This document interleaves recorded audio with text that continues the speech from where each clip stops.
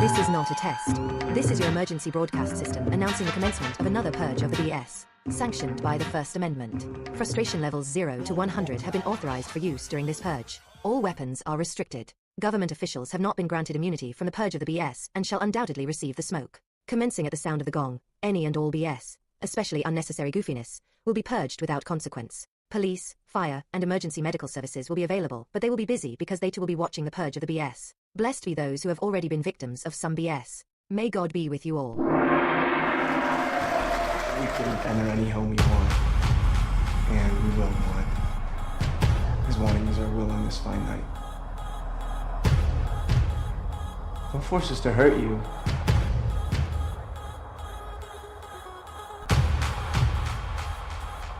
He's just like a purge. To the standard.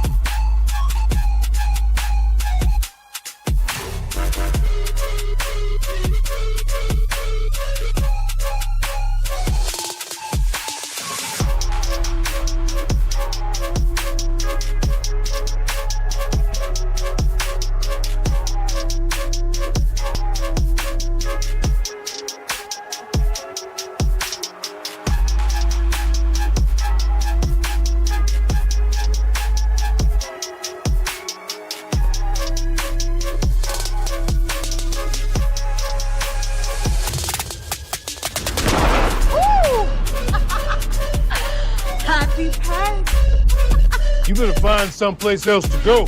I got a wicked sweet tooth tonight. And I want my candy back.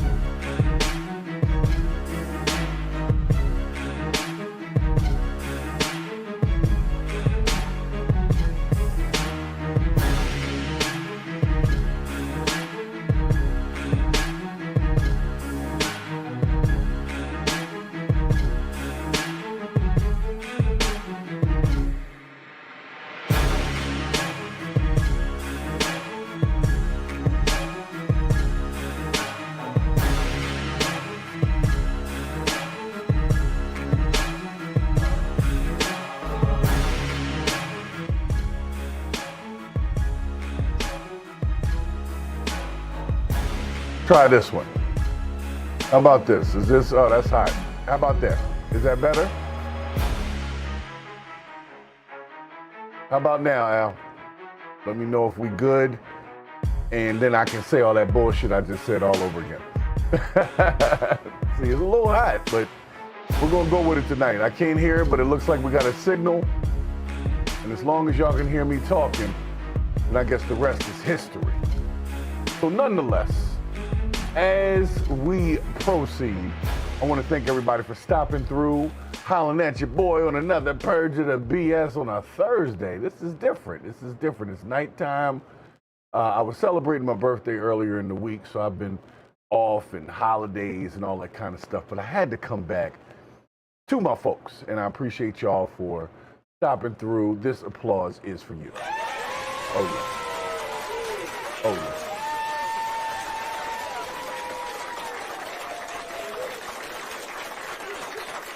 yeah. Right, so tonight's stories all circle around one central question, as usual.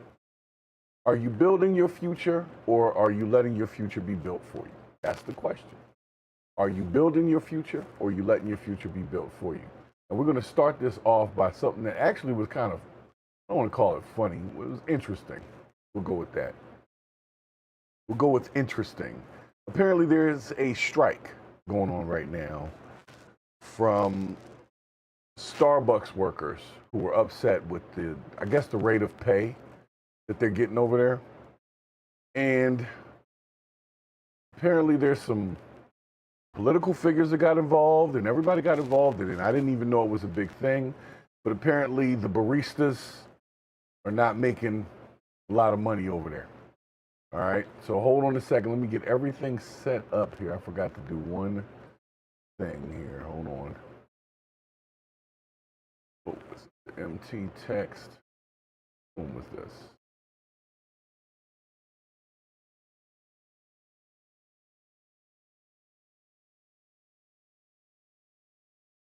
All right, and sorry guys, I just realized I gotta adjust this scene here.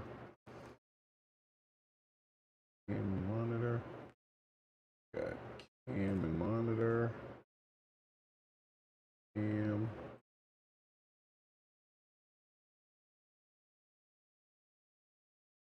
There we go. Okay. Now, I'm gonna go over here to. Just bear with me 1 second, guys. I'm sorry.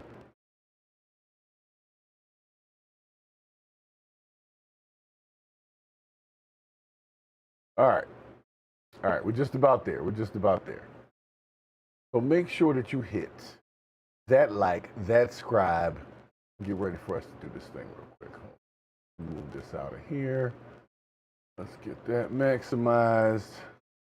Let's change this. And let's do it. All right.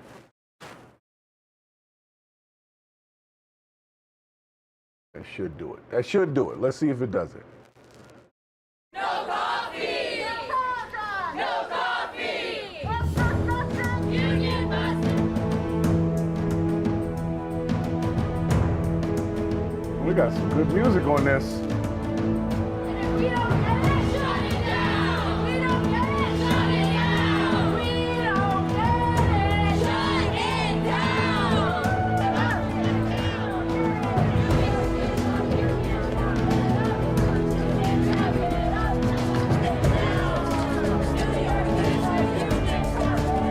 I don't like the music. It's annoying. I'm about to mute it. Jeez. All right, we get it. So the people at Starbucks were upset because the baristas apparently weren't making enough money. All right, let's talk about it real quick. Because here's the thing. There was a settlement of over $35 million, I want to say it was. $35 million that they're paying to NYC workers. And the reason why is because they apparently weren't getting enough. So shouts to no reply in the chat. I see you over there. But basically, they're paying everybody $50 for every week between, I want to say it was 2021 and who it was, 2021 through 2024. So $50 a week for any weeks worked between 2021 and 2024. So that is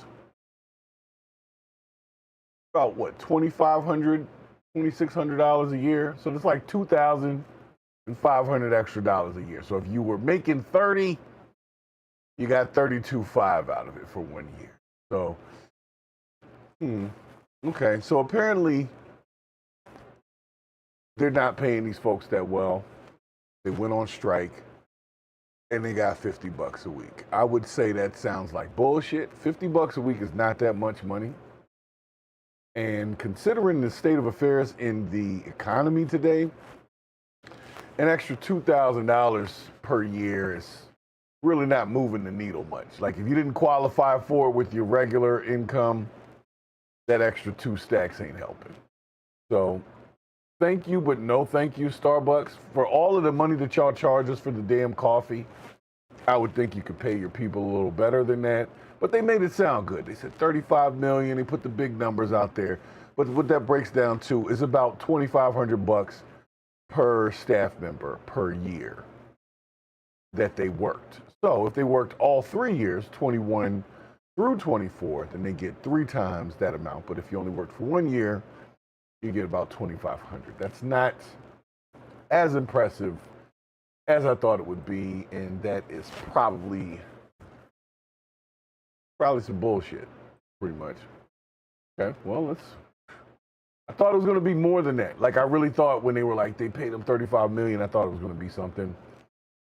It's not. It's apparently nothing. It's bullshit. So, I apologize for that. So we're going to get up off of that. Forget that. Is it right here? No. Right here. Yeah, we're going to get off of that. I don't know, man. $50 a week? Is it worth it? I don't know how long they were on strike, but was that $50 a week? Is that really going to do it? Is that going to make y'all happy and not have y'all take a lot of loot from the Starbucksians, who honestly, in my opinion, have been treating their employees incorrectly? But I guess it's one good thing is to see people unified about something. So we can say that. Speaking of people being unified about something, before we get into this. Oh, another thing I want to tell you all about, if I have a couple of people on here, do not forget to go to your Google Play Store and download the Flute app. That's Flewte. Go ahead and download that app. That's a new app we're working with that is not as botted and stringent as YouTube. So it allows me to speak a little bit more freely on that app when I put up videos. And I don't have to constantly argue with the people whose site that is, because they are human and they can look at stuff and see that it's not that BS that YouTube says. So make sure y'all go. Meet me on the Flute app. We're just getting started over there, but it's going to be something big because people want to talk to people. We're tired of bots. We're tired of robots and talking to people that don't really exist. We want real people, real connections, and that's what the Flute app is. That's Flewte. Make sure that y'all check that out. Meet me over there. So the next thing I wanted to talk to you guys about, because you know I have my thing about AI, right? And AI has really been moving things in a direction that I would say I'm not really comfortable with. But apparently an AI musician recently topped the charts and I believe won an award. So much for humans. AI is now winning awards. Let's see what this is about first before we go throwing it in here on y'all. Does anybody know any AI artists that they're fans of already? I personally don't know any, but that doesn't mean they don't exist.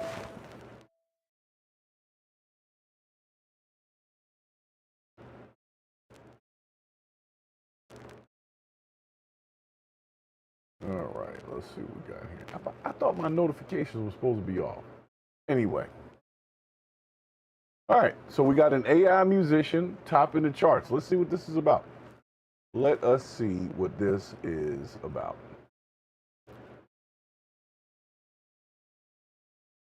I can't get my transition to work over here, though. Hold on, let me see if I can get this thing to work over here. Bear with me. It's not working.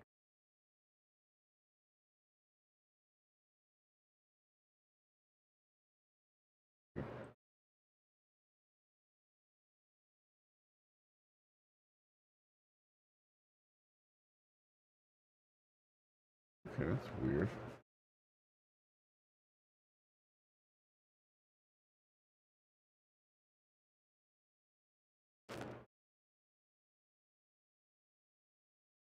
Okay, that's interesting. I totally lost the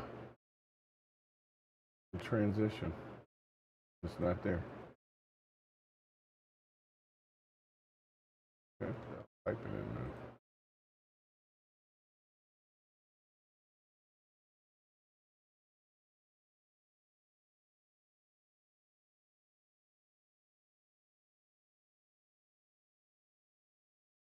Okay, well, we're on the story, so let's just go to the story.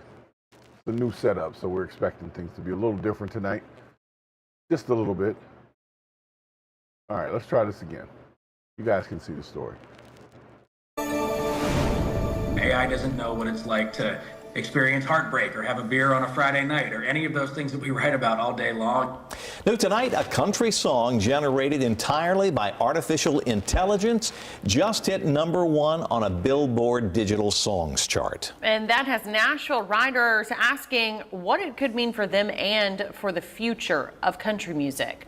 Fox 17 News' Madeline Nolan showing us why they see this as a wake-up call for lawmakers and country fans. Out here on Broadway, live music is everywhere. Real singers, real bands, real stories. But tonight, an AI-generated song is sitting at the top of a country music chart. And Nashville songwriters are worried that it could take their spot. Country music's capital is built on real people and real stories, but this week a #1 country hit made by a computer is topping a legit music chart. It's a day songwriters like Tommy Iceland hope would never come. To be honest, I think art in all forms should be made by humans. Iceland says he can hear the difference. I think most people are too, especially like the younger generation. I think can spot it or smell it from miles away, you know, if it's not real. He's tried the same AI tools himself and worries music labels could soon see robot artists as the easier bet. It's obviously easier for a label to just sign an AI artist, which won't give them any trouble or problems or argue with them, and they can just like shape this AI artist into whatever they want. At the Nashville Songwriters Association, board president Lee Thomas Miller sees another problem: how these systems are trained. Madeline, we could turn your vocal into Taylor Swift. If that computer program can make you sound like Taylor Swift, what do we know? We know that it's been listening to Taylor Swift. So are you training the models with copywritten material? Yes, of course they are. Miller says a Tennessee state law called the Elvis Act is a start, but he wants federal rules that limit what AI companies can use and require clear labels when music isn't human-made. If not, then I think that our job is over. You know, we're no longer making music as a profession. For now, every bar is packed with human voices, but these writers tell me for every AI-generated hit, it takes up space that could have gone to a real artist. God bless you all. Thank you so much for coming out. Still, songwriters like Mark Taylor say they're not giving up. The robots have not beat us at feeling emotion yet. That's all we can do is go write what we know and try to do the best we can. They're urging Congress, the Copyright Office, and fans to decide how much of country music's future they're willing to hand over to AI. And back here on Broadway, every stage is filled with a real person who spent years honing in on their craft. And while these writers say that they're not against using AI as a tool, they believe what reaches the public and wins awards should be human. In downtown Nashville, I'm Madeline Nolan, Fox 17 News, your Code Red station. Okay, y'all get it. All right, y'all get it. So AI country music has now become a thing, and apparently AI is topping the charts. The question is, if AI is to make good music, right? Let's just say AI is making some bangers. Are we not going to support it because it's AI, even though it's good music? It's an interesting question. Me personally, there's at least 1 or 2 AI songs that I kind of like. I'm not going to lie. But would I support an entire AI artist who's like doing hologram shows and stuff like that? No, I definitely wouldn't go that far. But somebody would, and that's what the problem is. And that's where we are, is how far are we going to take this thing? Are we going to just put everybody out of work? Everybody goes out of business these days? Is that what we're going to do? If you can be automated, we're going to automate you? Whatever it is, you know what I'm saying? Oh, my activity feed is supposed to work here, and it's not working. That's fun. Okay. Maybe it's over here. Okay, let's go over here. Okay, I got a little chat over here. What's up, Purple Groovy? Thank you for stopping through. Purple Groovy's not ready for AI country music. And I'll tell you why. Because Purple Groovy does not want to hear AI country music. Purple Groovy wants to hear real music. And if the lines get blurred enough and we can't tell the difference, would we be upset if like we started supporting an artist, then found out they were an AI artist later? Would we no longer play their music, or we would, boycott them or whatever? I don't think so. I think if we like it, we're going to stick with it. And if it's better than the people, hey, people are going to have to step their game up. They're going to have to start writing again. You're going to have to start becoming creative again, being more creative than these robots that we're creating. Because most of the time, the robots that are being created are not being created by the creatives. They're being created by the technicians. So they're not that creative. That's why you got to upload them with certain things in order for them to replicate it the way that they do. But if it's hidden, there ain't nothing you can say about that. If it's nice, that's why I'm kind of mad they didn't play at least a snippet of the song so I can hear what the hell they're talking about. But then again, I'm probably not the best judge of what good country music is. I don't really listen to country music. Nothing personal against country music, just I can't get jiggy with the shit, so I don't listen to it. But I can imagine that there are country music fans that are a little upset. But if it hit #1, that means y'all listened to it. That didn't happen by accident, so not our fault.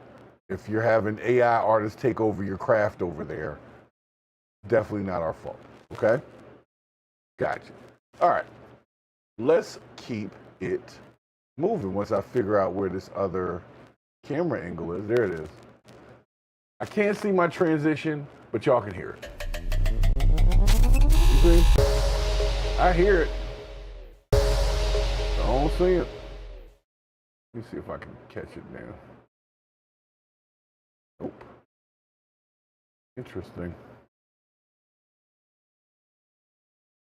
The problem is the transition that I have doesn't really exist anymore. I don't know what I updated. I'm gonna put this one in there and hope for the best. But I know that's not gonna work. But nonetheless, let's keep it moving here. We got a new setup. Like I said, we got a whole new setup. We got the microphone out the way so I can move around a little bit, and I can hit the streets. I got the street microphone, so we're gonna go into the streets. We're gonna do a Paul Mooney style Ask a Black Guy type of setting. I'll do my best not to get offended. But nonetheless, all right.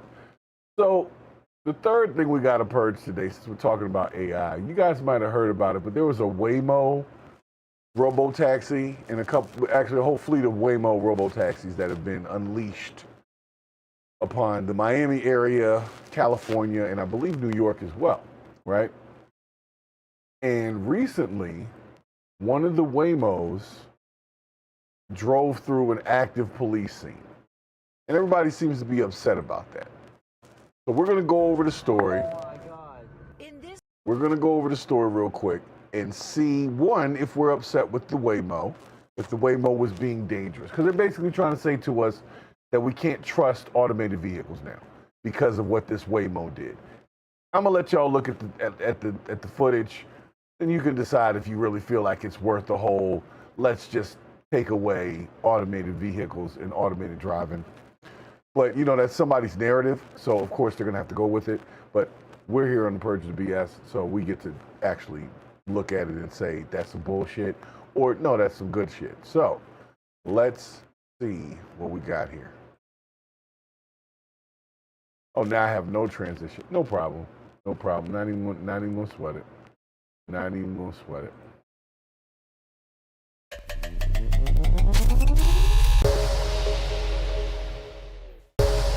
Yeah, it just doesn't exist, and that's fine. That's fine. It just does not exist, and that's weird, but I'm gonna figure that out later. Okay, for y'all. But in the interim, we are gonna be using our Luma wipe and move. Okay. Anyway, check out the footage. my God. In this video taken in downtown LA. What the f is that? All right, now look. First of all, the person that's filming is making a lot of noise. Let's just start that, okay? And they're not that far away either. So why they're upset at the Waymo, I still don't get it. But okay, let's try it one more time. I'm annoyed by it already because everybody's out here. They're just mad at the Waymo. Okay. All right. Oh my God. In this video taken in downtown LA. What the f is that Waymo doing?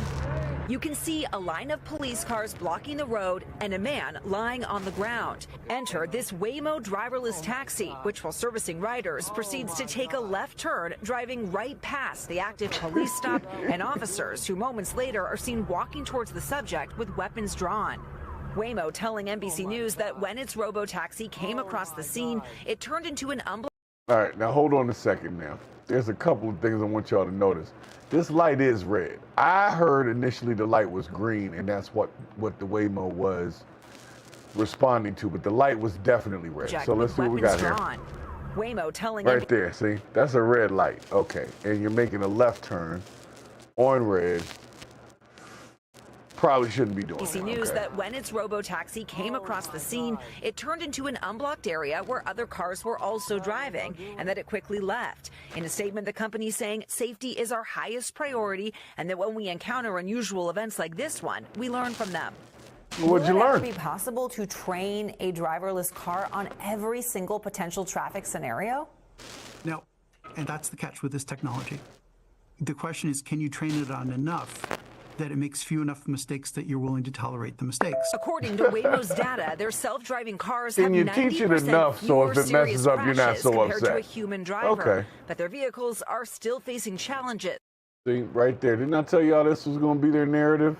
Didn't I tell y'all this was going to be the narrative, is that automated cars by number are safer than human drivers? And you cannot dispute the actual logic there. Like, yes, it's logically, yes, you're right. But I'd rather have a human to cuss out when I have a car accident. Like, if I have a car accident, I would definitely like to hop out and have like some other person there to cuss out. I would hate to jump out and it's just cussing at the car. Kind of, I would feel crazy. I'm just saying. But I told y'all they were going to use this. Self-driving cars were safer than humans because y'all crazy. And so if we put the human element in anything, it's always going to be more dangerous, but it's also more fun. We'll say that. Challenges. Earlier this year, a passenger got stuck in a Waymo after the car repeatedly circled around a parking lot at the Phoenix airport. This car is just going in circles. And a federal investigation is now underway into Waymo's repeatedly passing stopped school buses with lights flashing. And as for this latest incident, Tom, LAPD tells NBC News that the Waymo did not impact officers' tactics, but that police did block the intersection after the robo-taxi made that turn. Tom? Okay, well, I heard what you said, Miss Lady Ma'am. She said the police had not blocked the intersection, and they didn't block it until after the Waymo taxi went there. Now, the Waymo taxi did have passengers in it. And if I'm a passenger, I don't really want the taxi to stop in the middle of the active crime scene with the police and their weapons drawn. So in my opinion, I think the Waymo did probably the smart thing, which is got the hell out of there. Other than the people who were filming and just standing there and just easy targets and random bystanders, the Waymo decided, hey, I need to get the hell out of here. I'm going to protect my passengers and I'm going to get the hell out of here. I think the Waymo was probably the smartest thing in the entire situation, in my opinion. If I'm in the Waymo and we pull up and there's police with guns drawn and all of that, I'm going to be like, yo, Waymo, drive us the hell up out of here. And the Waymo should do so. And I would be proud of the Waymo. So the Waymo in this scenario deserves the applause. Yeah.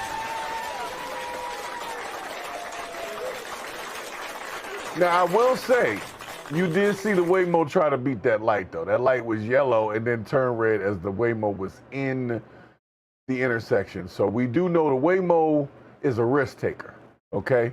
Waymo been running through bus stops and all types of stuff. Waymo has a job. Waymo's job is to get your ass where the hell you got to go. So sometimes Waymo will make executive decisions about what's the safest route and the best route to get you where you're going. I think the Waymo did a great job in this. I think the Waymo got out the way instead of standing around holding a cell phone and being like, oh my God, like the guy was, right? Waymo got out the way, delivered its passenger load, didn't have to worry about nothing. So in my opinion, Waymo is right, and once again, the humans are wrong, and this is why AI will take over what the hell we're trying to do. As simple as that. Because the one thing that you want to tell me is wrong with it is actually kind of something it did right, which is got the hell out the way instead of standing around being nosy like everybody else was. So congrats to Waymo on that. But anyway, back to this. Let's get this back together over here. Where's my transition? Oh, it's just going to snap now. Okay, I got you. I got you. That's what we're going to do. Cool. All right, we're getting there, guys. Like I said, I got my sound going. I'm very curious to hear what this sounds like after the fact. But we're going to go into our next purge of the evening, because this one's very interesting, considering the type of people that we currently have incarcerated and for what.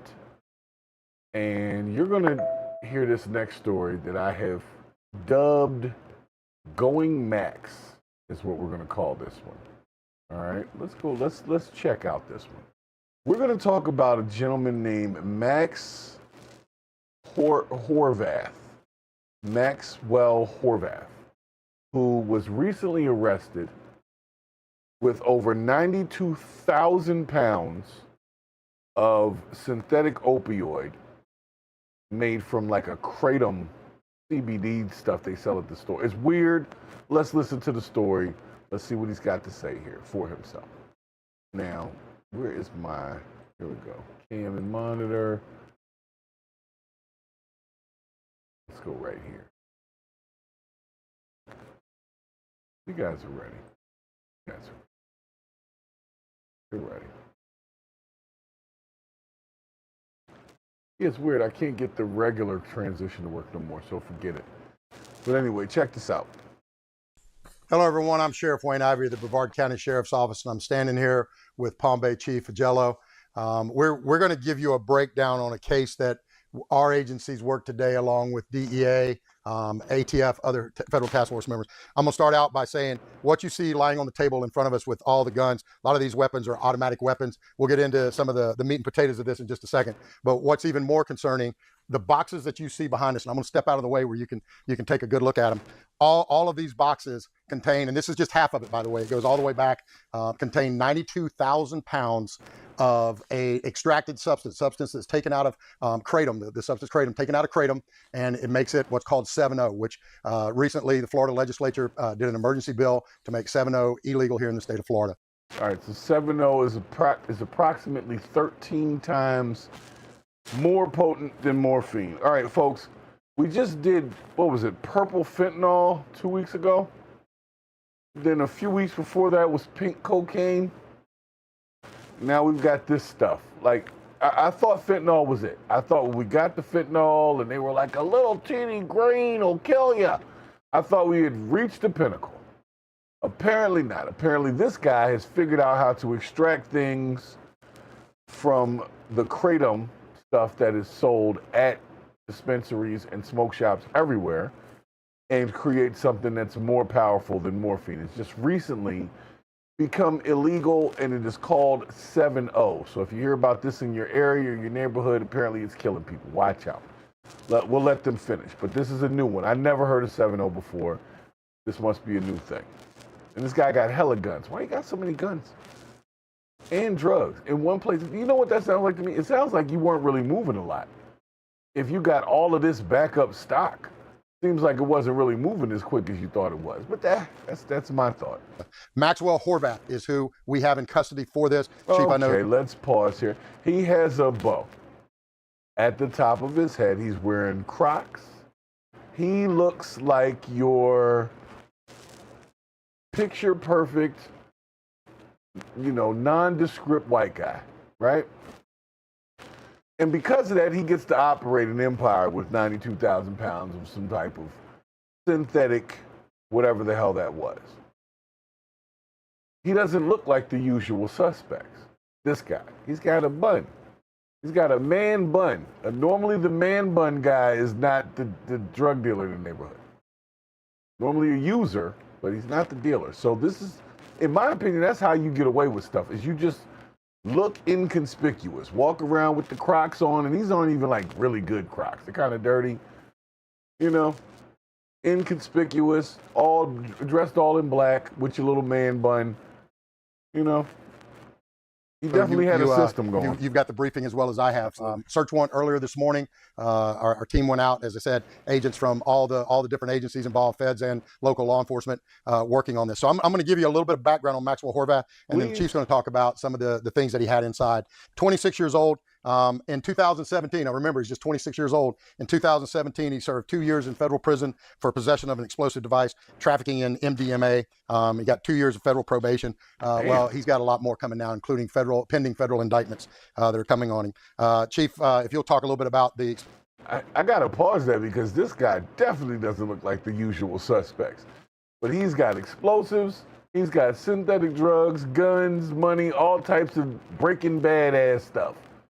And this is what this guy looks like. This is not who the police were looking for initially. I guarantee it. 2017, he served 2 years in federal prison for possession of an explosive device, trafficking in MDMA. He got 2 years of federal probation. Well, he's got a lot more coming now, including pending federal indictments that are coming on him. Chief, if you'll talk a little bit about the explosive stuff they found. Yeah, in Sheriff, the warehouse. I appreciate it. Great collaboration, as you mentioned, by all that agencies explosive and stuff departments is coming involved. on. But yeah, so for example, it provides explosive devices. 5 IEDs were located on this property where the warrant was initiated at. Not to mention grenade simulators and 50 pounds of precursor chemicals to make explosives. So we're not just talking about drugs. We're not just talking about illegal substances out in the streets.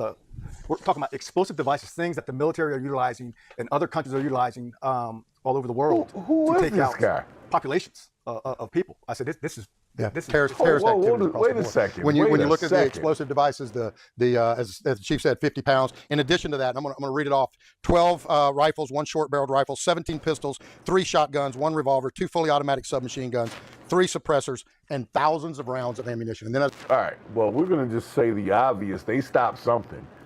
Something was about to happen. Maybe not today, but this guy had way too many guns and way too many drugs and way too much money to just be sitting on it. Like, there is all types of Call of Duty ass stuff in here. And they were all one person. This is why it doesn't make sense that one person can accumulate all of these things and nobody notices. And they're walking around with a man bun and Crocs. We choose to look the other way. Because I guarantee if he looked a certain type of way, they'd have been calling the police on his ass every day for something. He's playing his music too loud. Anything. They let this dude build an entire arsenal at his crib, and drugs, and money.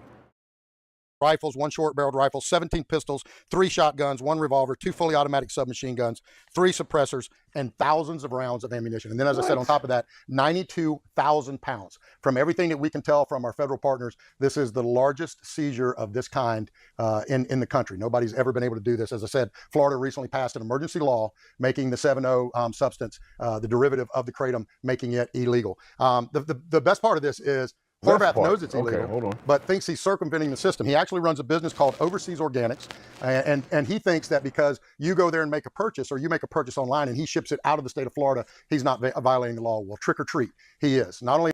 All right. First of all, I didn't like your pun, your trick or treat pun, sir. It was in poor taste, and I'll tell you why. Because you just told anybody that wants to do this how to do it. This guy, 26 years old. You know what? I'm going to be honest with you.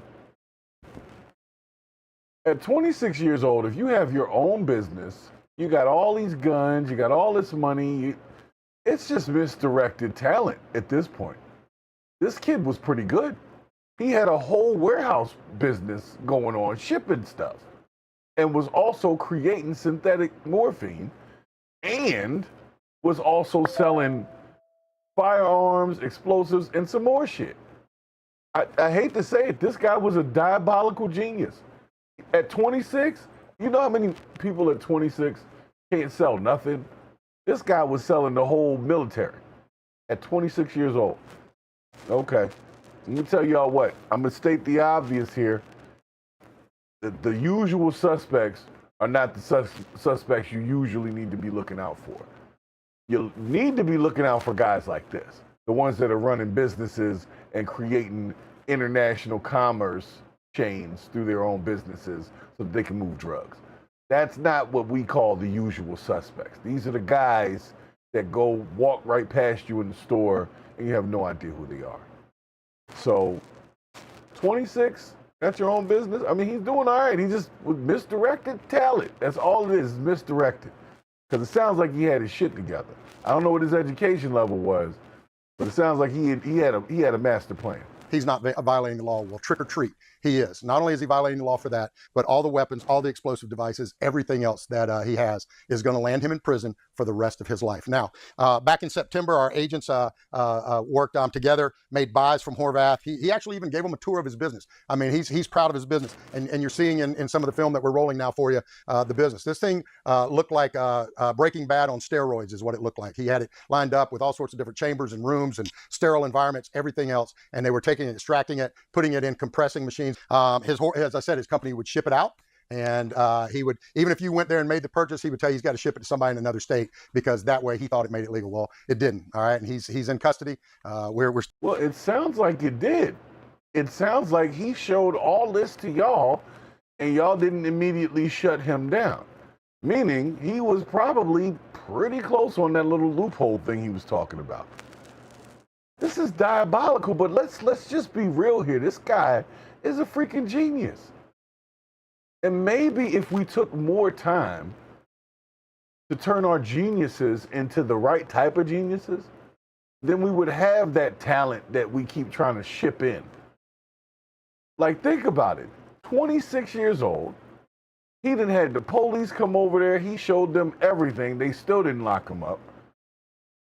He showed them how he was circumventing the law, how he was circumventing the Kratom stuff, everything, and was shipping this shit out legally at the time, and they still didn't stop him.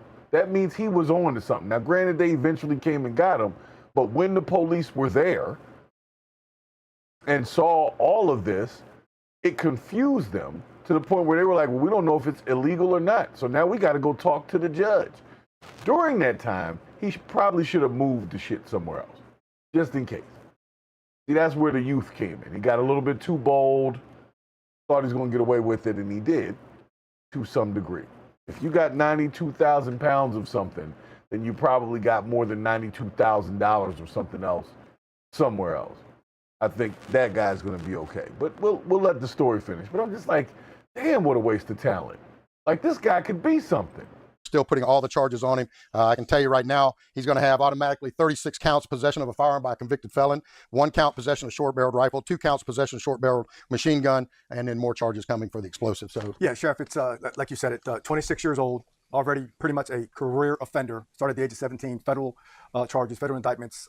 He has no regard for the sanctity of life. And he's got a whole Breaking Bad chemistry situation going on.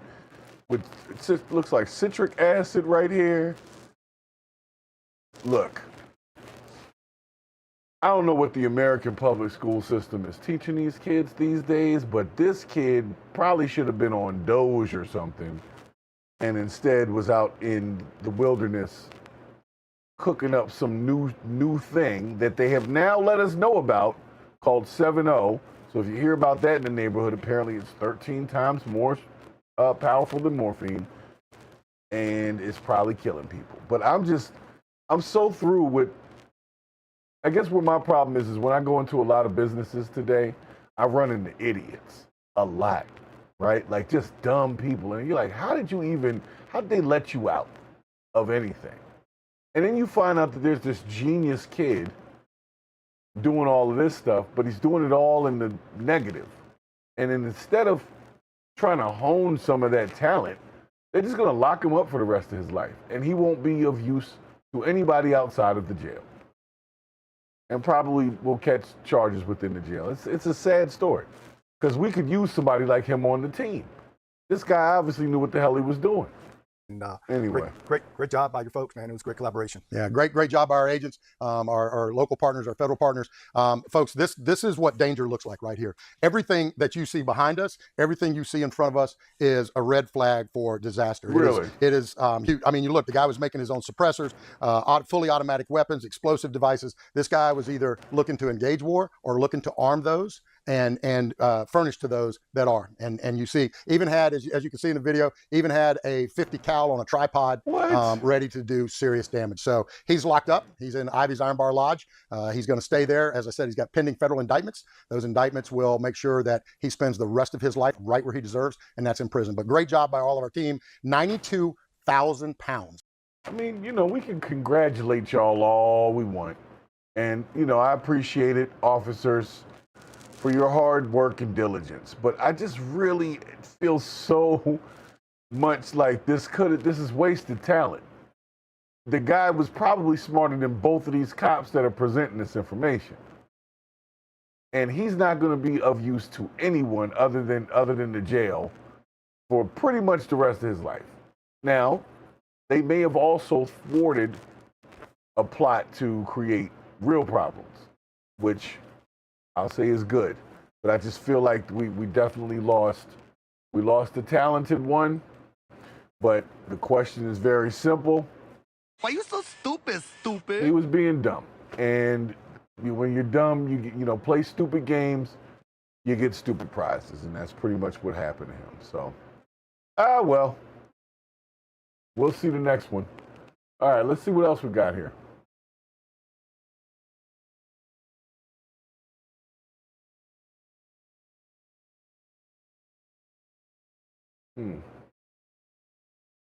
God, just such a wasted talent. 26 years old, and instead of using some of that good brain for some good stuff, you used it for nothing but wastefulness. And now at 26, you're going to spend the rest of at least the next 20 years or so behind bars. What a waste. What a waste. So anyway, since we're talking about people in jails, there was an interesting, I want to say it was a feel-good moment that came through my timeline recently, where some incarcerated fathers who were felons got to, I want to say got to have like a little father-daughter dance with their daughters. Now, there's going to be a couple of things here, but it's a positive story about formerly incarcerated fathers. So it ties into what we work on here with the Purge the BS and Freeman Services. So that's probably why it made it into Purge of the BS today. But this is a tender freaking moment. So it's probably not BS, but we'll see. I'm sure I could find some in there somewhere, and we will. But I just want y'all to, for a moment, let these dads, well, fathers, enjoy their little milestone here, okay? Hold on a second. Let's bring this on over. Was it left camera?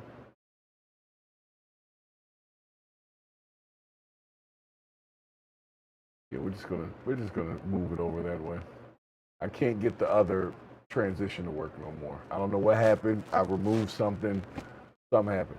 But let's check this out here, okay?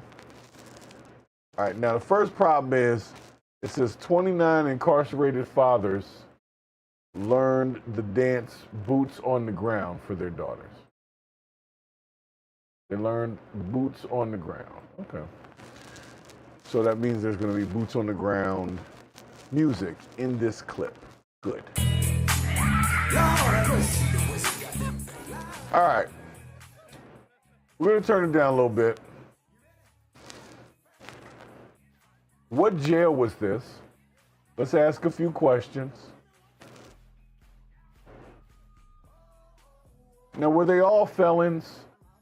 And what kind of felonies are we talking about? Are we talking about child crimes? Are we talking about? I got questions. Now they keep. All right. Okay. All right, gentlemen. I know y'all been locked up for a minute. Okay. Guys, the part with the fans was not for the fellas. Okay. The whole crack with the fans. It was not for the gentlemen. I'm not even sure why they gave y'all fans. Somebody should have known better. But we're going to put this to rest one more time. Gentlemen, the fans part was not for us. It was for the ladies. Okay? So all of y'all slapping your fans around in this are suspect. Just telling you. Now, granted, they're all felons, so they're all technically suspects. But it's given a little bit too zesty.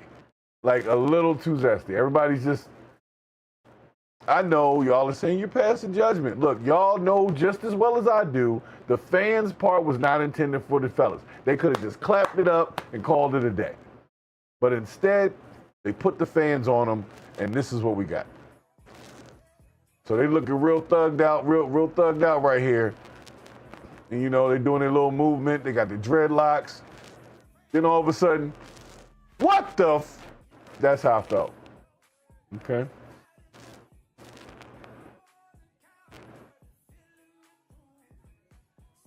I mean, it's a feel-good moment. I'll give them that.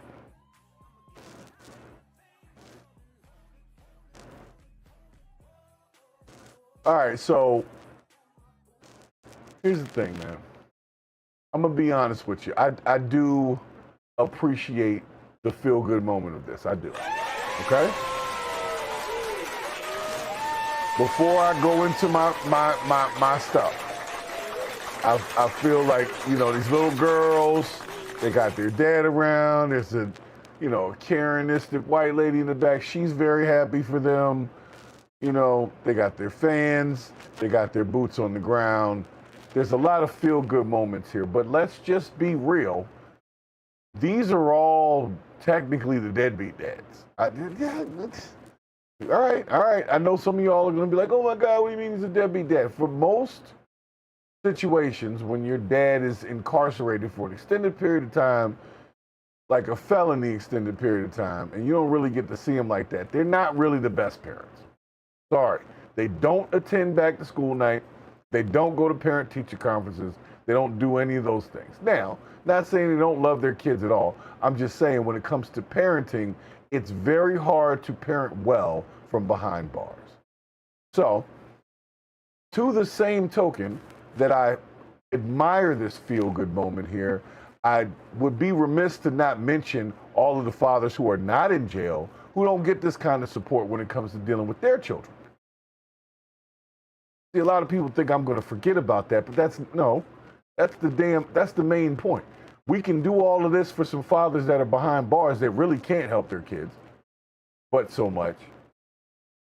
But the fathers that aren't behind bars, they don't get no help at all. I know y'all hear it. Y'all hear it, but let's just be real. They did a lot. I'm sure that them tuxedos weren't free. I'm sure it was a whole ministry behind it that did this for some guys in the jail. It says God Behind Bars is the name of the TikTok channel. What about God Not Behind Bars? What about the guys out here who are actually trying to be in their children's lives and they're not incarcerated, so they don't have incarceration stopping them?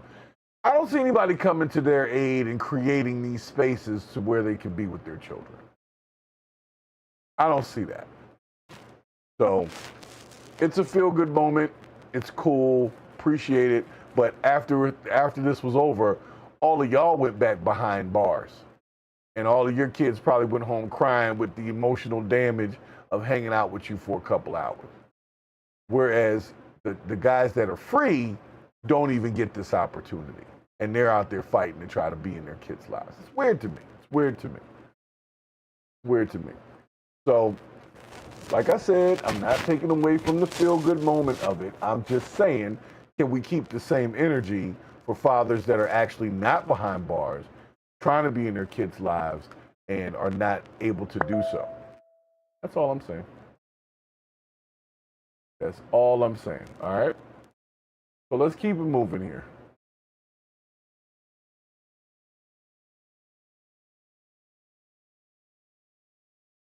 Like, I mean, I get it, man. Because, like I said, I work with Freeman Services.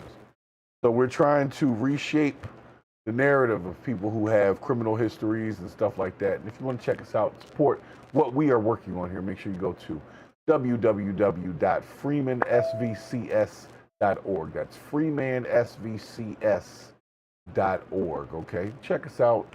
Check out what we're all about, okay? This podcast is just a piece of it. It's just the way that I talk to people and keep awareness going. But the honest truth is, I'm proud of these guys for doing it. I don't want y'all to think I'm not happy that these gentlemen get to be with their daughters. That's freaking awesome. The problem I have is we've got more than enough resources and stuff in place that we don't have to stop with just the guys who really can't do much because they're all locked up. There's plenty of guys that aren't locked up that don't get no special set up to see their kids. They got to fight about their kids in court all the time in order to see their children. Nobody's coming to their aid and advocacy and creating a father-daughter dance where their daughter's getting to dance with them. That's all I'm saying, okay? I'm not hating. I think it's a good thing. I'm just saying let's keep that same energy, okay? That's it on that one. So now let's just get to this. Let's just get to the to the bottom line here. Because we had a lot of stories tonight.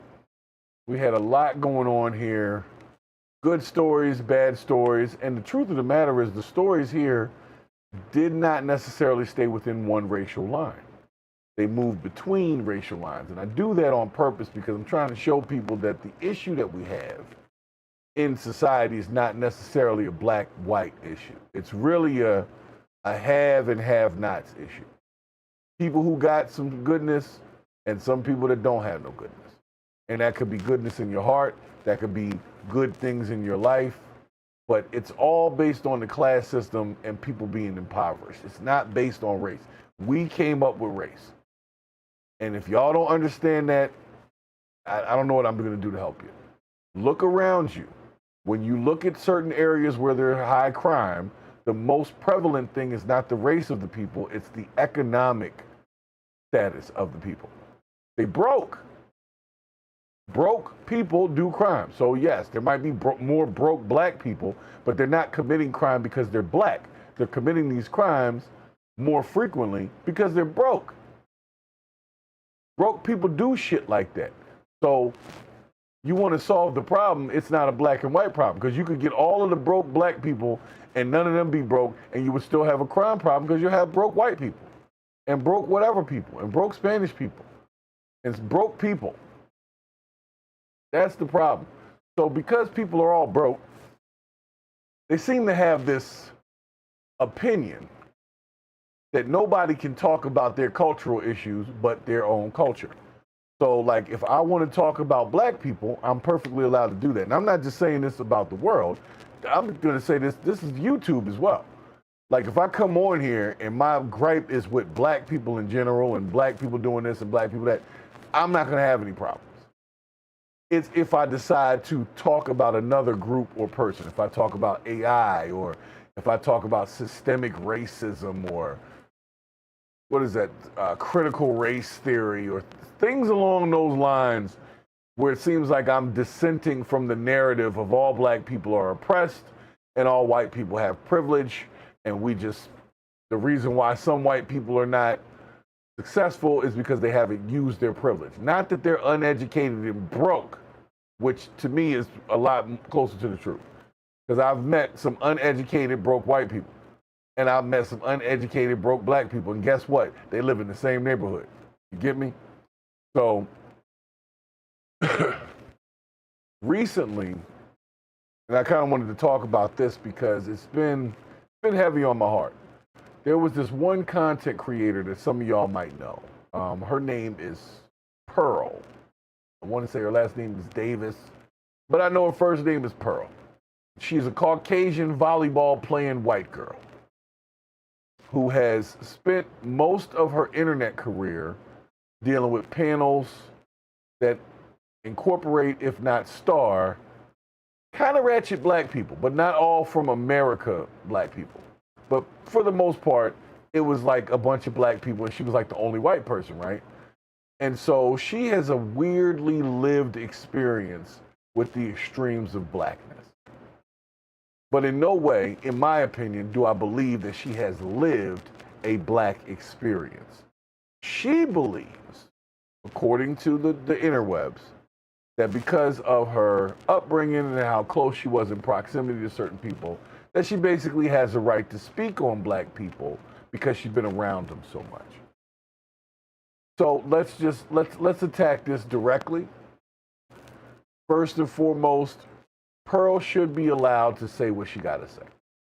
Because, to a degree, she has dealt with a lot of people. But if you have dealt with this many people for this long and you haven't realized that our issue is financial and economic and it's not racial, and you've met that many people, then you're not moving quick enough for me. Y'all get what I'm saying? Like, I admire Pearl to a degree. I respect what she does, but she's been doing it for years, and she's still talking about race issues. Well, you know what? And she's still having the conversation about race issues. When after everything you've seen, you should actually know it's not really about race. It's a mentality issue, it's a socio-economical issue, it's a systemic issue in some, but it's not a race issue. But because of that, and because they made it a race issue, she's not allowed to speak on it. So she did a couple of videos recently. She's been catching a lot of really bad flack for it. I'm gonna let her talk for a couple of seconds on one of the videos. I'm not sure what it is, but I'm gonna say this, and I'm gonna ask this question: who is allowed to speak on black society? Who's allowed? Is it just black people? Is it observant white people? Is it smart Asian folks that did data number crunching of the census data? I don't know. And that's why I said, why is it a race issue and not an economic issue? Because I see more crime based on economics than I see crime based on race. If I wanted to just go with crime based on race, that's when you get on the crazy crimes where you know 7 bodies in the basement, and most times it's a white guy that did it. You know, that probably was the coach at the high school. Those profiles are weird as hell. But in a general sense, most everyday crime, theft, burglary, robbery, scheming, things like that, those are all just broke people trying to get a dollar.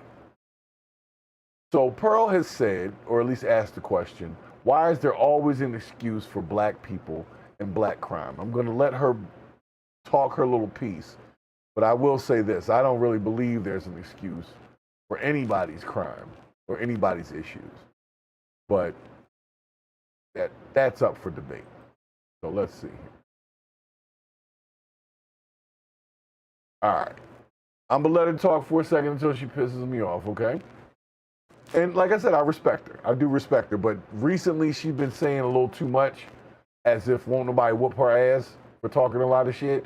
Because truth be told, most of your platform and your 2 million plus subscribers are black people who respected what you were doing over there.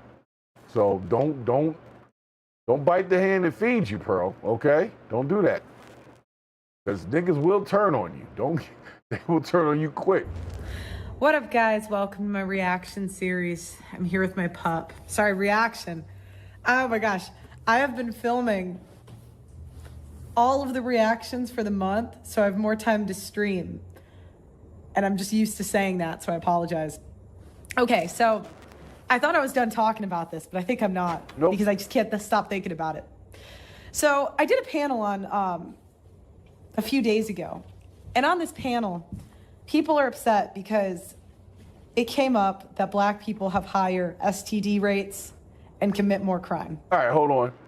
Before you disingenuously say something, don't vaguely say no shit, Pearl. You said on that panel that black women have herpes at 50% at a 50% rate. Basically, every other black woman has a herpes outbreak going on.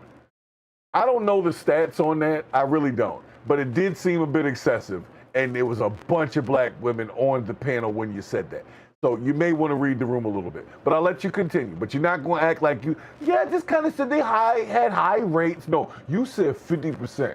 I heard it, and I called it when I heard it when you said it. And I said, that's where she messed up right there.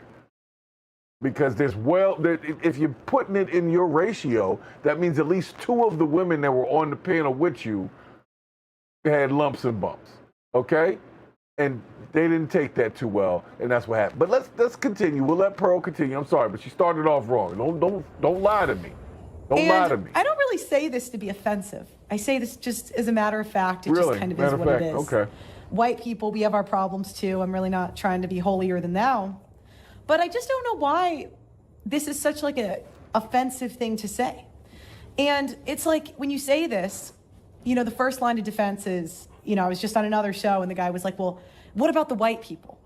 It's the same thing when you say an unflattering fact about like women, about women. They say, well, what about the men?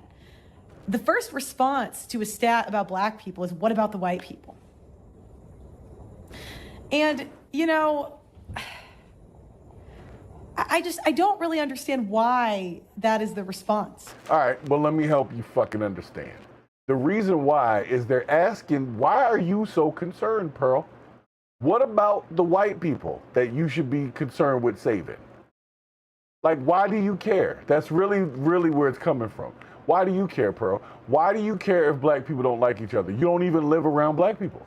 You dated one black dude. He was apparently homeless or something. That had nothing to do with it. But the point I'm trying to make is that's not your existence. That's not your life. So why do you need to be on every panel talking about it? I don't know.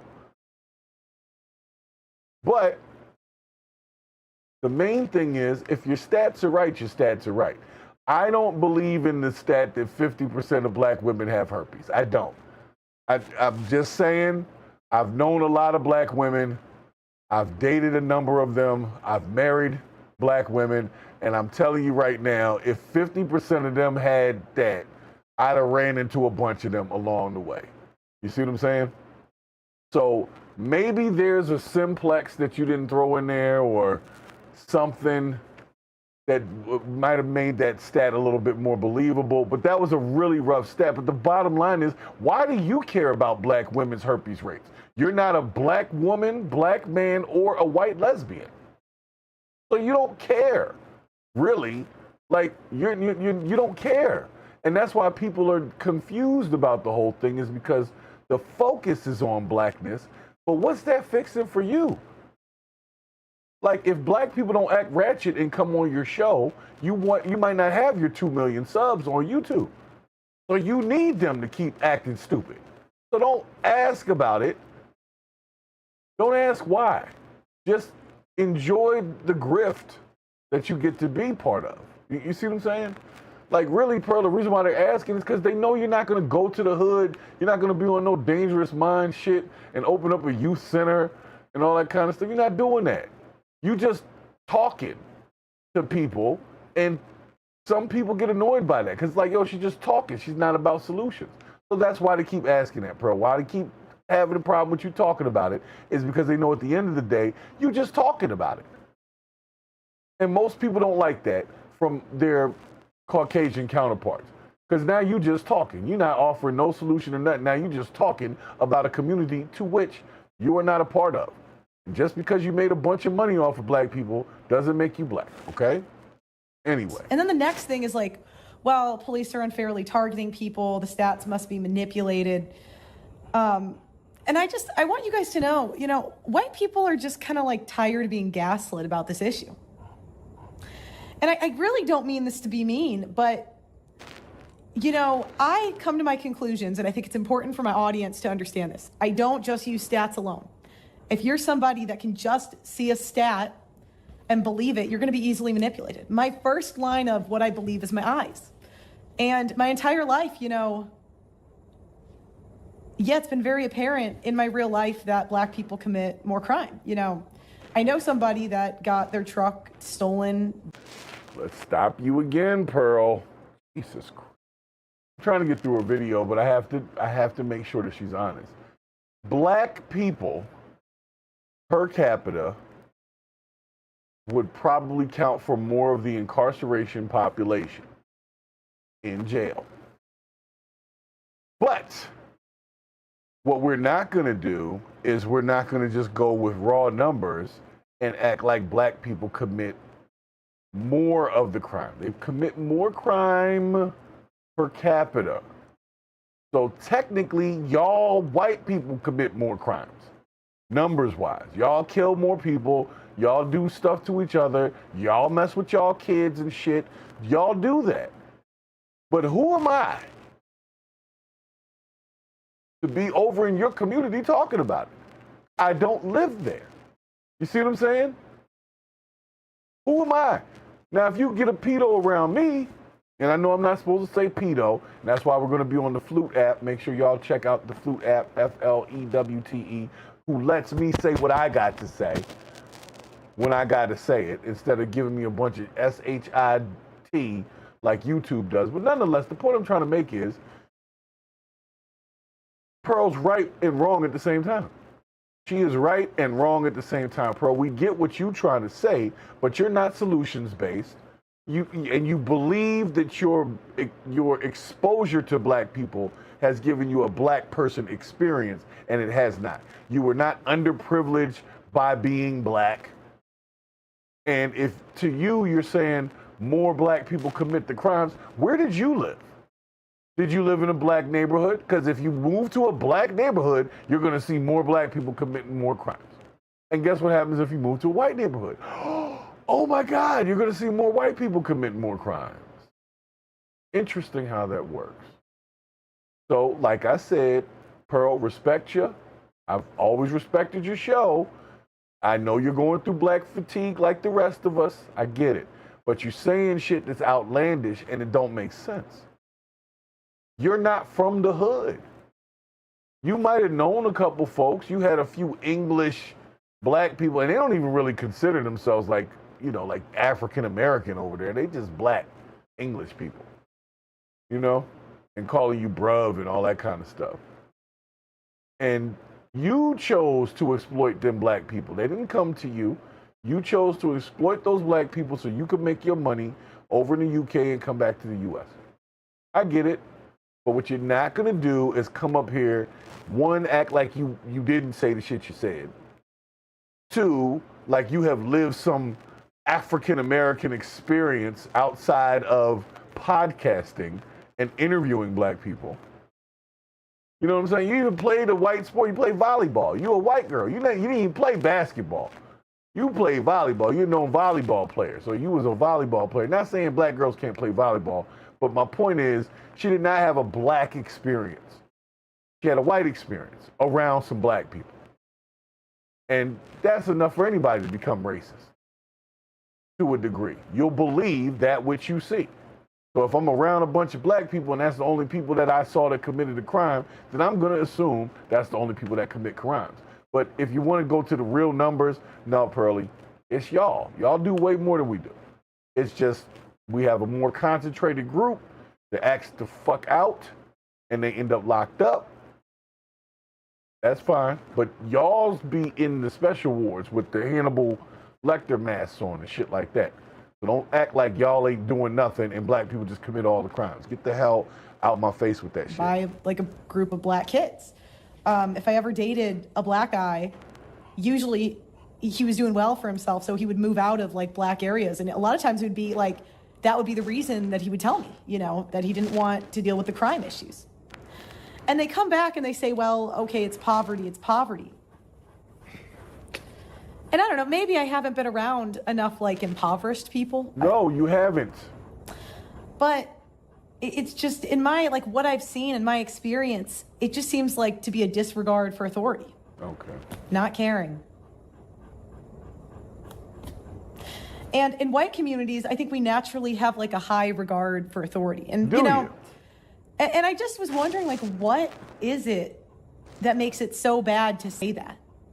You know, I think they said white people are the majority of school shooters. I don't even think we're overrepresented for that. But like when Charlie Kirk got shot, I knew it was going to be a white person. And I'll say this, white people, like, we sign up for the most messed up causes. Like, I always say that anything that can be done, like, that's messed up with money, that's like what white people do. Like the Transformer stuff. What does money have to do with Charlie Kirk getting shot in the neck? She's just, you know, I'm not going to spend all night on Pearl because this was my last story tonight, and I didn't know that this was what this clip was going to dive into. You know, the caption says, why is there always an excuse for black crime?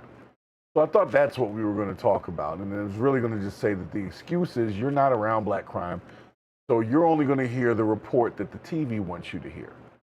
But I live in an area that's surrounded by people who are not black. And 90% of the crime in my area is not done by black people. You know why? Because I live in an area with a bunch of white people. And so there you go. So I'm not really sure where she was living at, that she had this experience that she's talking about.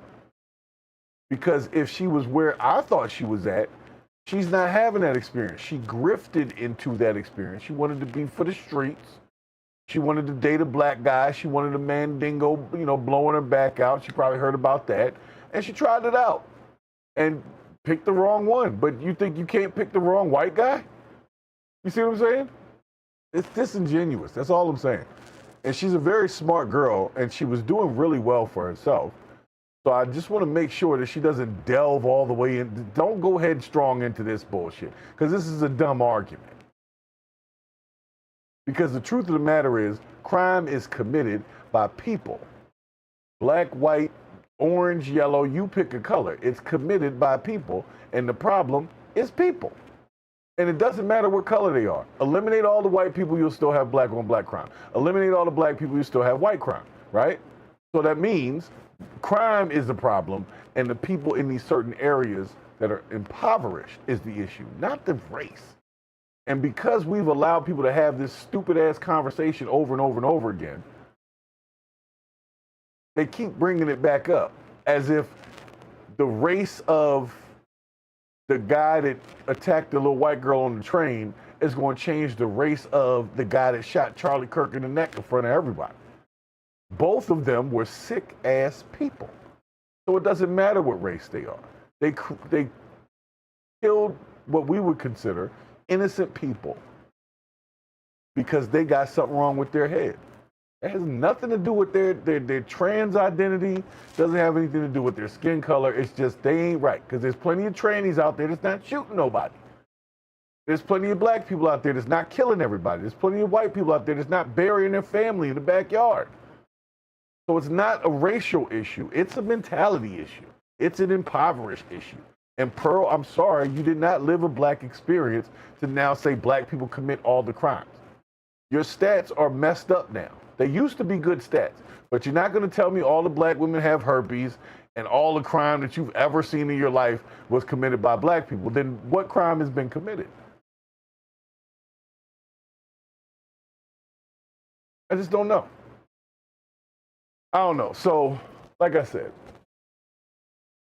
that's interesting. MKU6612, thanks for stopping in the chat. Asked the question about the difference between getting shot with a rifle. It changes it from a murder to an assassination. Okay.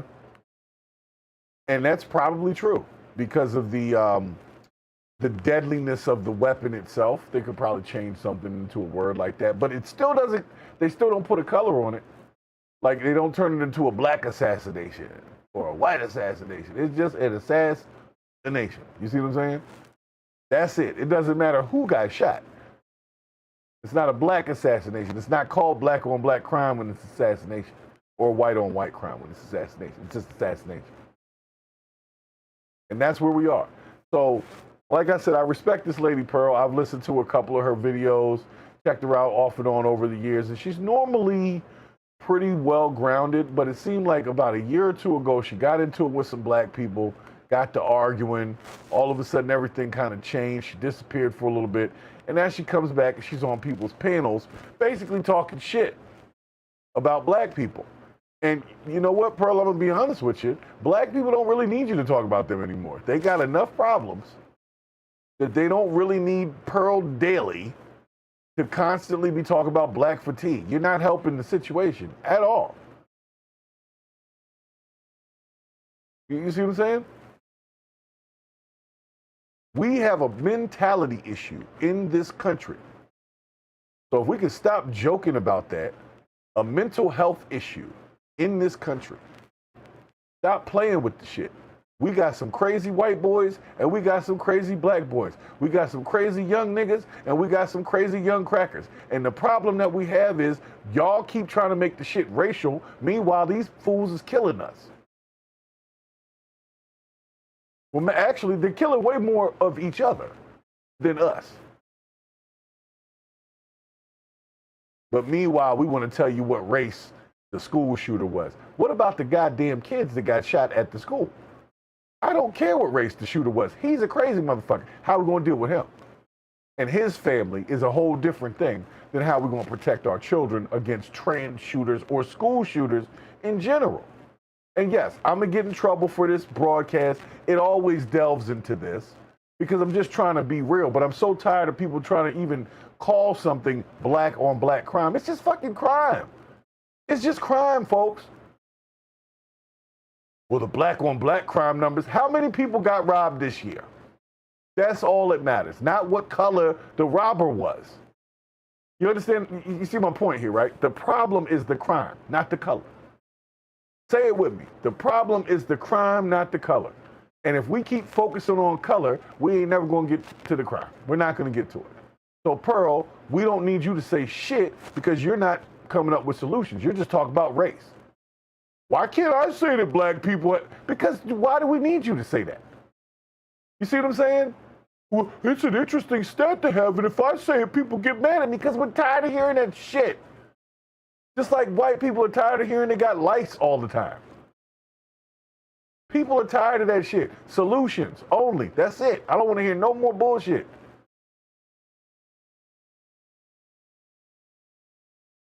And MKU 6612, you know what I'm talking about. That's why I don't even deal with that no more. Because, yeah, we can definitely split hairs about which group does what. And they try to split it to make it seem like black people commit all crime, but that's not possible because I watch the news all the time, and most of the people that commit the crimes in my area are not black. So unless I live in the only area in the United States that is like that, then I would venture to say that Pearl is probably wrong. Where she lives at, I'm sure that she probably lives in a blue state, and they love showing Negroes on TV in jumpsuits and dreadlocks. And she probably thinks that she got to hold her purse and all that other goofy shit too. But the truth of the matter is she doesn't. She lives an experience that most of us will never have. She's got money, she's got decent friends, she's got family. And so, Pearl, we don't need you to talk about us no more. You wanted to talk to us before, and you did, because you sounded curious, like you wanted to know what was going on. Well, now you think you know everything, and nobody wants to hear that shit from you, because you're not going to go solve anything. You're just going to talk your shit and tell black women they got herpes, and nobody wants to hear that. Nobody wants to hear that. But the truth of the matter is the discussion of who's allowed to speak on who is always coming down to race. It's always coming down to race. White people can talk about white people, black people can talk about black people, Asian people can talk about Asian people, so on and so forth, but you can't talk about somebody else. Well, if that's the case, Pearl, you can't talk about nobody else either. You need to stop. Go find some white statistics and extend the olive branch for a little while, you know? So people don't think you're just black hating, because that's what it sounds like. It's every episode is something with black people, and you don't even live around black people. So why are you always talking about it? Stop. Then the olive branch by coming back with some good white statistics and some solutions-based complaining, and then people will take you more serious again. But until then, hope you're happy with getting 16,000 views on a video when you got over 2 million subscribers. I can get 16,000 views on a video, and I don't have anywhere near 2 million subscribers. So if your numbers are like my numbers and you're way up there and I'm way down here, that means something ain't right where you're at. And I would venture to say it's because black people supported what you were saying initially. And now you've kind of changed that whole thing up. And they started pulling back and pulling out. And now here you are. So let me change this over here. I'm about to get out of here because for real, she just kind of pissed me off. I can't play the rest of it. Because I'm realizing that she keeps talking about this black problem that she don't have. She don't have a black problem. She got stats that she read, you know. But when was the last time that you got robbed, Pearl, by some random black guy in your area? And that's it. You know, the stats, like I said, the stats, I'm not saying the stats are untrue. I mean, that 50% black women with herpes thing, I need a second opinion on that. That's a tough one. If you say 50% of any group is anything, I need a second opinion on that. Because if half the black women have herpes, then pretty much all black people have herpes. Because that half is having sex with the men, and the men are having sex with the other half of the women. So everybody's got herpes. So that's why I didn't like that stat. That was a little too bold. A little too bold, okay? Maybe they've had some encounters with something. I don't know. Like I said, Pearl was cool with me until she got out of her initial grift. When she was doing the show and she had people on the show and they were kind of arguing with each other and she just kind of sat around and listened, I was all right with that. But now she's jumping out there because she'd read some stats. And now she thinks she's the expert on black people because she was hanging out with black people in the UK. That's not even the same kind of black people. You see what I'm saying? So, Pearl, get off your high horse. Let's work on this. Let's get you back up. You got 2 million subscribers. People still love you. But you're going to need to stop talking about black people. Go back and talk about Trump or some shit for a little bit. And just come up off the black horse. You got to. Or start dating a black dude and get your back blown out, and then people will respect you that way. I mean, it's up to you. But you need to stay out of the black experience because it's not your experience. But what we do need to understand is there are some changes that need to be made. There are definitely some changes that need to be made. And I don't believe that Pearl is the voice that we need to help us make those changes. I do believe that each group should be responsible for each group. White people should be responsible for white people. Black people are responsible for black people. You know what I'm saying? You see what I'm saying? Like, we should be able to police our own because it's not going to look right if I show up in Karen's neighborhood trying to tell white people what they did wrong. So it's not acceptable the other way around either. And I know everybody's like, but black people won't say anything. Well, you know what? It's up to them to not say nothing then. But if you come over here talking that shit, you're not going to get any results either. So you might as well find you a good black guy like myself that you can have a real conversation with. And then maybe I'll take your little concerns back to the community. But in the interim, we don't need you over here. Black people got enough problems that they don't need Pearl over here complaining about black people and complaining about being on panels with black people. Pearl, you went on the panel. You got invited and you accepted. That's your acceptance of a panel thing. But now you want to jump on it for 2 weeks to start complaining about the panels that you went on that you said yes to. And then went around and just complained about black people when they were the ones that propped your ass up in the first place and got you them 2 million subscribers. So on behalf of black people everywhere, Pearl, I would like to say, you're welcome. That's all she gets from me. Until she cleans her act up. I really did appreciate her before. And she's not ugly. You know, she's not no 10-level white girl or nothing, but she's, you know, like she was having introspective conversation because she wasn't super attractive. So she had to actually have something to talk about. And she had to have guests because nobody was going to stare at her ass for a whole hour. Well, now, this is what we're doing. So we're going to need to go back to the old format, Pearl. Go back to the old format. Take the 50% of black people herpes thing out your mouth. Stop doing that. That's a bit much. That's a bit much. But nonetheless, let me take it. Let me close this out. Thank you, Purple Groovy. I didn't know you were still hanging out with me, but I appreciate you hanging out with me.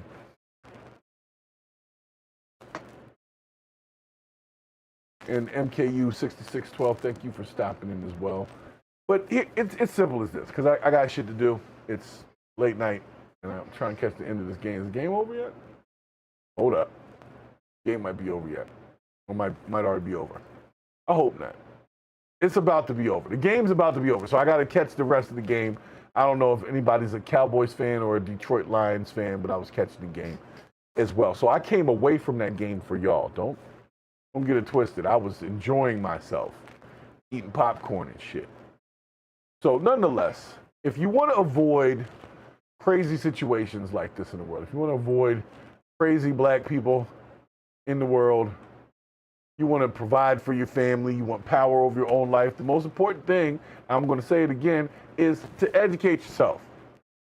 You don't have to be a straight A student to be educated, to be considered an educated person. You don't have to be the valedictorian, but you do have to learn some shit. You do have to learn a trade, build a skill, create some options for yourself. Go out in the world and, as the military would say, be all you can be. But be all you can be. Don't be all you can be for me, okay? Be all that you can be for you. Don't come around here with your grift and you're hoping that the folks that I represent are the ones that put you on a pedestal, because the people that you represent weren't putting you on a pedestal because they wanted blonde-haired, big-titty, blue-eyed white women, and you were not that. So you had to come over to the black side where we would allow you to be a 6'7", 6'7". We would allow you to be a 6'7", and we would still exalt you, because we call twos queens on this side. Girl, you a queen, and you a two queen, but you a queen. So we'll let you be accepted over here, Pearly. But you're gonna have to stop all that black fatigue shit, okay? All right. So anyway, we're gonna take you back to the story of Max, because we talk about black people commit all the crime. Didn't I just show you 92,000 pounds of synthetic morphine that a gentleman named Max, who was not of the brown hue, was responsible for? Did I not just show you that? So you can't tell me that black people commit all the crime, because I just watched Max with 18,000 weapons, explosives, and some more shit. So we are not your problem. The problem is folks that look like you in neighborhoods that look like you. That's it. You don't have to worry about Hood Tyrone, because you're never in the hood with Tyrone. But you are out there with Max and them 92,000 pounds of morphine and guns and all of that. So maybe you should focus on the crew that you roll with, and then maybe we could all have a better life. If we focused on this and you focused on that, maybe we would all have a better life, because you don't need to be over here no more than I need to be over there telling y'all what to do. And if we all can respect that shit and like come together and really respect it totally, I really think we would be in a better place. But the problem is we don't have no respect. That would be like me coming on here and talking about I got white fatigue because I done talked to too many white people. You know what else I hate about white people? Every time you talk to them, they're like, come on, man, people would freaking ostracize me for that, because that sounds stupid. So we're not going to allow a pass to Pearl either. Pearl, get it together, because we ain't got time for that. We need you to get back on whatever the hell it is you need to be back on and go back to that. But this ain't you. It's not good. And I hate to say it, but you are not fine enough to talk that kind of shit. Okay? You're not going to get away with it. They will find a way to cancel your ass if you keep on this black fatigue thing. You want to be black fatigued out? You want to be black tired? They will tire your ass out quick. All right? So tonight, we've seen it from every angle. We've seen pretty much everything, from Starbucks baristas that are getting an extra $2,000 a year. They thought they were doing something. We've seen the most diabolical trafficking operation operated by a 26-year-old Caucasian male who, in my opinion, they just need to redirect his his talent. Like, that's a waste, man. 20-something years in jail. This guy might be an asset to us if we could turn him around a little bit, reprogram a little bit. But whether it's workers fighting for fair schedules or AI replacing human creativity by running through police stops, which I thought was actually a good thing, but hey, they didn't ask me. They just made it a big deal and said, we can't use AI vehicles because AI didn't respect the police. Well, guess what? There's a lot of people that don't respect the police. So the AI is getting more human-like every day. Every single day. So you make sure I got everything out of the way. I believe I did. Got the Starbucks workers, the AI people, the Waymo people, the fathers of felonies, and the big question, which is who can even speak on these black issues? Because I took y'all through a whole bunch of stuff from Starbucks workers, AI musicians, Waymo, and Max. That wasn't black people. It didn't start to become blackish until I went to the fathers of the Felon Fathers, which to me was its own bullshit because there's plenty of fathers that aren't locked up that don't get that kind of support. So I think they should. Not saying they shouldn't support those locked up, but they should definitely support those that are out here that can be present in the lives of their children. But they don't care about that either. So that's why I'm saying I ain't got time for this shit. I don't. We've seen everything. But the one thing that I'm hoping that everybody saw is the person with the true knowledge and true skills and the true determination is the person that actually gets to write their own story. That kid Max could have probably been a freaking chemist, Nobel Peace Prizer. Now he's going to spend the rest of his life in jail over trying to sell drugs. Ridiculous, ridiculous, ridiculous. Max wrote that story, and it ends in the cell. And the question is, which story are you writing about your own life? Are you writing a story that ends in jail? A story that ends in the grift, like Pearl did? Or a story that ends in something positive for the rest of us? I would like to believe that I'm trying to do something positive for the rest of us. Because I do believe that we miss out on a workforce of strong people by telling people they can't work if they had anything on their record. Like you can't work as a stock boy in Dollar General if you had a 20-year-old possession of a CDS charge.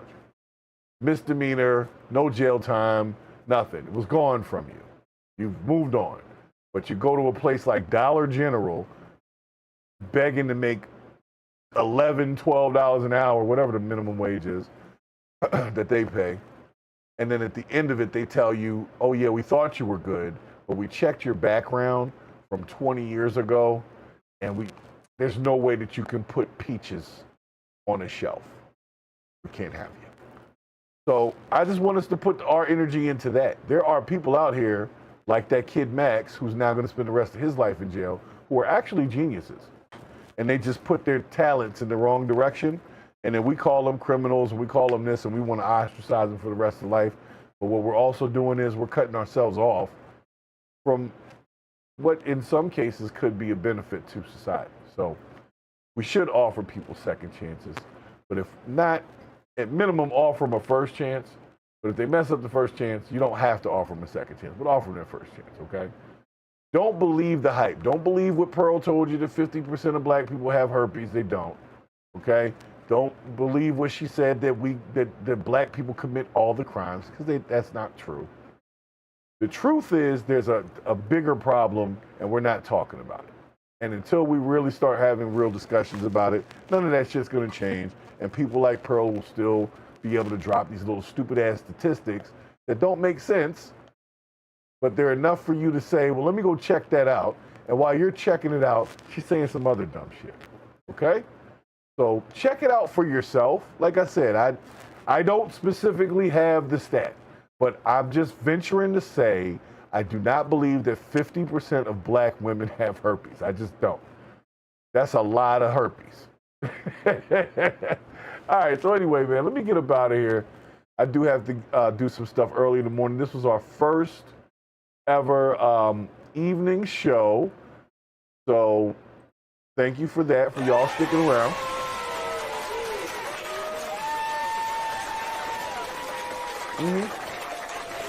And I'll be honest with you, I wasn't expecting the algorithm to push out any notifications at all. So I was glad to see a couple of people stop through, like Purple Groovy and No Reply and IMZ and Albon. They stopped through too. So at least I know some notifications going out. But letting y'all know, in the future, the next number of weeks in the perpetual future, our weekday shows from Tuesdays and Thursdays are now going to be at nighttime. So I hope you guys stay up, but we're going to be doing them 9 o'clock to 10:30, I guess. Because I'm old. I can't stay up all night either. But yeah, 9 o'clock to 10:30 or 9:30 to 11. I'm not 100% sure which one it is. I believe this one was supposed to be at 9:30 to 11, and I was just checking the timing on it. But I think you guys will be pleasantly surprised with where we're getting ready to go with this thing. Because it ain't about everybody else. It's about who watched this show. It's about who's getting these concepts and moving forward with them. Instead of getting caught in the grift, like Pearl, who is not the ugliest lady in the world, but come on, Pearl, step it back up. Come on back up. Along with the dude Max, step it back up. Everybody just needs to step it back up. It's about to be 2026. We've had enough of this shit, and I feel like it's time for us to move into our greatness. So special shouts, of course, to Purple Groovy for stopping through there. That is for you. That's an explosion. You didn't hear it. I'm trying to get it. Bang. All right. And we'll give you the gong. All right. And who else we got in here? We also had MKU 6612. We had my man No Reply, Albon, IMZ, and for all the spectators on the side, this is for y'all.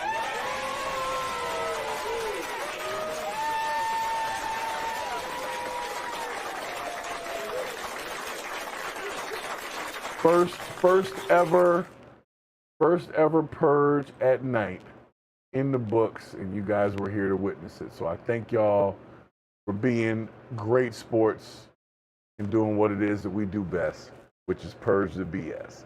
Because if you're not purging the BS, then you're part of the BS.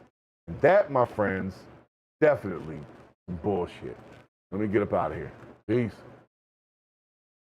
What is that? Yeah, that's what it is. Peace.